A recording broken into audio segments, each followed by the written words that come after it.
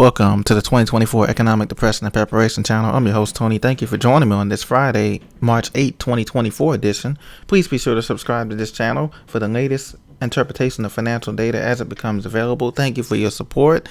And today we're just going to be talking about the economy, the job growth, and the various meetings that are going to be coming up and about the unemployment and the inflation and how that balancing act as the Fed Reserve Bank tries to balance this as we're heading toward the spring and summer months.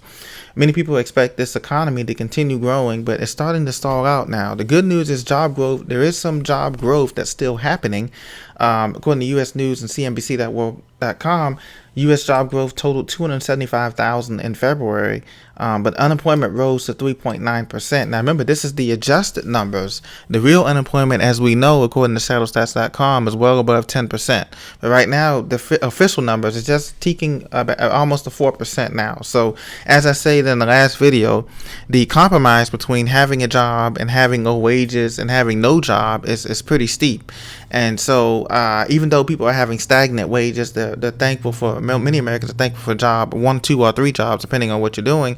And that's great. But at the same time, unemployment will continue to rise as companies obviously seek to cut back wherever they can, whether that's through operational costs or through employee payroll costs. Or just, some of them are just going to go out of business or merge with other bigger companies in their industries.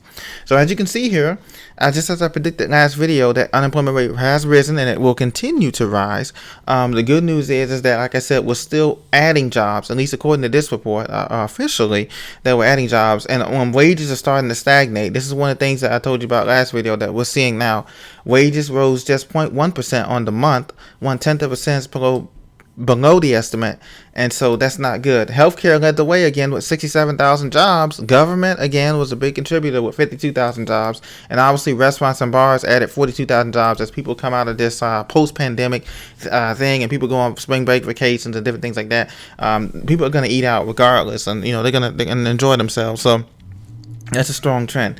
Now look at the 30-year Treasury bond is up a couple percentage points there. The 10-year and the 5-year and the 2-year are all down. That was surprising for this day. So you look at it and you say to yourself, okay, we got job creation. Last month we had 229K. This month we have 275K in February, and we just entered March. And so this is where the rubber meets the road. And the Federal Chairman Jerome Powell still expects rate cuts, but inflation progress is not assured. That's what he said, quote. We know that because they're trying to get down to the Federal Reserve is trying to get down to the 2% rate cuts where inflation is still hovering around 4 to 5%. Officially, nominal inflation, but real inflation, as we know, is at 10 to 12%. So we know we have a long way to go in terms of that. So I don't expect, personally, in my opinion, a rate cut to like the late fourth quarter of this year after the elections, but we'll see. We'll see how things go. But this is what we're looking at right here. And this is Reuters.com saying this as of 2 days ago, March 6th. So you can see that this economy is on its way, staggering on its way out. People say U.S. News and World Report, they spin it. They say that the economy is improving as businesses contend with price-conscious consumers. In other words, people are cutting back spending, only spending on the essentials. And this is what we know in this community. What we've been talking about is only spending on the essentials: food, water, medicine, gas, transportation, housing, utilities, emergency fund, a few stocks here and there, a few, whatever gold and silver, whatever your preference.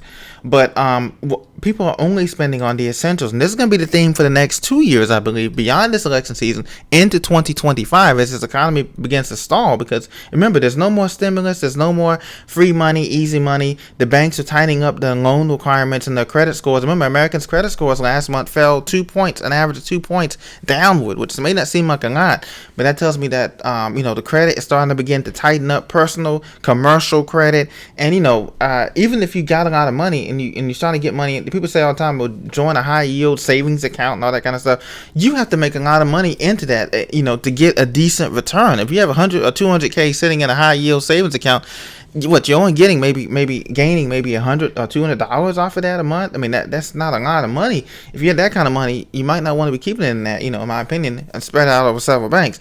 But the thing is that, even with that, something has got to give. And so we can see here this economy pittering and tattering along here. And the media is going to keep spinning it as if everything is okay. But only one of 3 inputs is going to be affected. Either wages are going to go stagnant and can't keep up with inflation, right? Or if wages don't get stagnant and can't keep up with inflation, the job is just going to be layoffs are going to be so bad that unemployment goes up to like 8, 9, 10%. And that means that this economy is going into a recession or a depression, right? Or the Federal Reserve decides to switch to do a 180 and just start printing up a bunch of money and lowering the rates down, doing quantitative easing, and that's going to lead us to hyperinflation, more higher inflation than what they really wanted. That's the three options that we have. Either three is not good, but the good news is, like I said, the majority of Americans are working 1, 2, 3 jobs and are still employed in this country in the majority of the states that have the highest population, at least right now. So that's great news. So I'm not a doom and gloomer. I think there's a chance, but like I said, there is a chance that we could slip into a recession by the end of this year, regardless of who gets in the office or regardless of what happens with the economy. It's just that we're printing up so much money that the value of the money, as Alan Greenspan famously said, that we can't guarantee the purchasing power. We're printing up so much money in the last couple of years. Remember, we're gaining $1 trillion. A lot of people don't understand this. The national debt is gaining $1 trillion every 100 days. And so with that amount of debt load, we can't afford to service these payments, interest payments on these loans, on this debt load, commercial debt, derivatives, all this stuff that's going on. And it's just the math is not mathing up. Let me know what you think in the comments about this. Do you think that an interest rate cut is coming in June or in December? Do you think the Federal Reserve Bank can afford to cut interest rates and still not maintain this inflation where it's at? Or do you think hyperinflation is going to take over and we're going into a recession, depression by the end of this year or beginning of next year, regardless if we get in the office? So let me know what you think in the comments. Thank you for listening. I hope you have a great weekend. Get out, enjoy yourself, continue to prepare, continue to be frugal and thrifty, and make those wise investments for you and your family. And God will bless you if you do the rest. If you start now, God will bless you. It's best physically, mentally, spiritually, and emotionally as we continue to see this economy continue to stall out here as we head toward the end of the first quarter here of 2024. Thank you for listening. God bless. I'll talk to you very soon in the future.